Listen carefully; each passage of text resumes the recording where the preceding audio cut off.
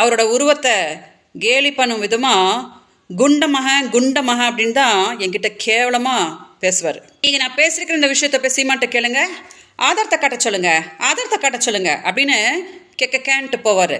நான் கும்புற சிவபெருமான் மேலே சத்தியம் பண்ணி நான் சொல்லுவேன். ஏன்னா இதே காது சீமான் தலைவர் பேசியிருக்கிறது கேட்டிருக்குது. இன்னைக்கு தலைவர் பிரபாகரன் அவர்களோட அண்ணன் மகனை சீமான் எவ்வளோ கேவலமாக பேசினார் அப்படின்றது நீங்கள் எல்லாரும் பார்த்துருப்பீங்க. சீமானுக்கு கோவம் வந்தால் தலைவர் அவர்களே அவரோட உருவத்தை கேலி பண்ணும் விதமாக குண்டமக அப்படின்னு தான் என்கிட்ட கேவலமாக பேசுவார். அந்த மாதிரி சீமான் என்கிட்ட ஃபோனில் பேசியிருக்கிற பல ஆடியோஸை நான் 2011 அஇஅதிமுகவோட காலகட்டத்தில் சீமான் மேலே போய் கம்ப்ளைண்ட் கொடுத்தேன் இல்லையா, அப்போது நான் எவ்வளோ கொச்சையாக பேசியிருக்காரு பாருங்க அப்படின்னு அந்த ஆடியோ கூட நான் காவல்துறை கிட்ட காட்டினேன். அவங்களுக்கே ஆச்சரியமாகி போச்சு. ஆனால் அதுக்கப்புறம் அந்த வழக்கை சீமான் நடத்த விடல இல்லையா, எனக்கும் நிறைய அச்சுறுத்தல் கொடுத்து நான் அந்த கேஸை வாபஸ் வாங்க வேண்டியதாக போச்சு. அதனால் அந்த ஃபோனையும் அப்படியே காவல்துறைக்கிட்டே மாட்டிக்கிச்சு. இன்றைக்கி அந்த ஃபோன் என்கிட்ட இருந்துச்சுன்னா உலகமே ஷாக் ஆகிறபடி நிறைய ஆடியோஸை சீமான் தலைவர் பிரபாகரனை பற்றி கொச்சையாக பேசிக்கிறத நான் டெலிகாஸ்ட் பண்ணி காட்டி இருந்திருப்பேன். இன்றைக்கி நான் பேசியிருக்கிற இந்த விஷயத்தை போய் சீமான்ட்ட கேளுங்க, ஆதாரத்தை காட்ட சொல்லுங்க அப்படின்னு கேன்ட்டு போவார்.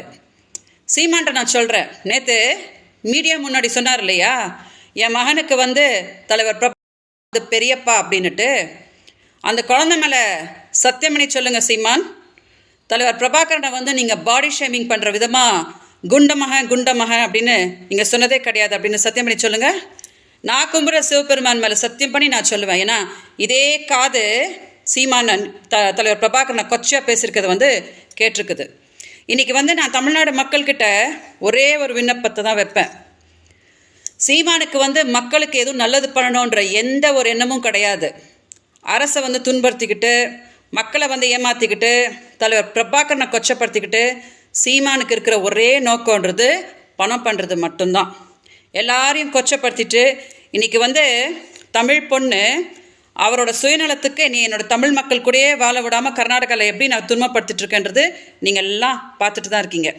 அதனால் நான் என்ன கேட்குறேன் தெரியுமா, எல்லார் வாழ்க்கையும் சீரழிச்சிட்டு மக்கள்கிட்ட போய் ஓட்டு கேட்டு மக்கள் ஓட்டு போட்டுட்டாங்கன்னா நம்ம முதலமைச்சர் ஆகலாம் அப்படின்னு சீமான் நினைக்கிறாரு இல்லையா, அதுக்கு சரியான பதிலடி நீங்கள் தான் கொடுக்க முடியும். அதனால் தயவு செஞ்சு என்னைய நேசிக்கிறவங்க யாரும் சீமானை ஆதரிக்காதீங்க.